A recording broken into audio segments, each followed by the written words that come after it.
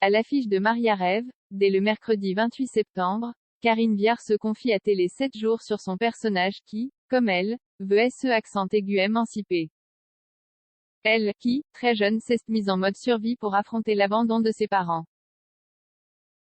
Dans Maria Rêve, en salle le 28 septembre prochain, Karine Viard incarne une femme de ménage à l'école des Beaux-Arts. Un personnage qui, comme elle, aspire à ce accent aigu émancipé et à se sentir libre de ses choix. Un désir que nous avons tous, parce que parfois, on est trop poli, on n'ose pas. L'émancipation, c'est avoir de l'audace, lâche-t-elle dans les colonnes de Télé 7 jours, ce lundi 19 septembre.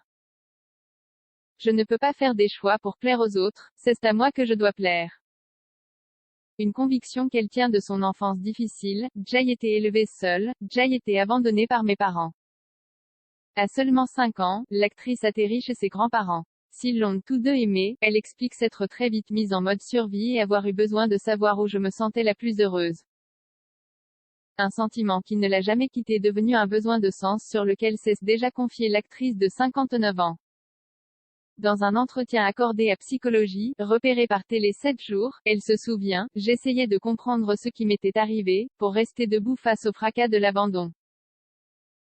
Dans sa recherche, elle se sent seule, et étrangère à son milieu familial. Enfant puis adolescente, Jai développait un grand sentiment de culpabilité. Je me sentais nulle, méchante, pas au niveau. Je suis devenue très boulimique, raconte-t-elle. Plus tard, elle décide de commencer une thérapie. J'ai rencontré ma psy, enfin j'étais face à quelqu'un qui me comprenait. Parenthèse fermante. Elle m'a mise au monde une seconde fois. Karine Viard dans l'ombre de sa mère. Depuis, les tensions avec sa mère se sont apaisées. Une relation qu'elle décrit à Télé Loisirs, en septembre 2021, comme très libre, sans contrainte ni culpabilité. Elle est très différente de moi, mais j'ai beaucoup d'affection pour elle. Je l'apprécie telle qu'elle est, avec ses défauts et ses qualités.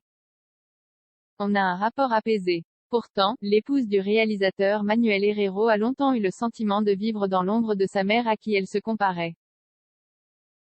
Ma mère était la beauté de la famille, je n'avais pas le physique qui m'aurait permis de jouer à la fifille.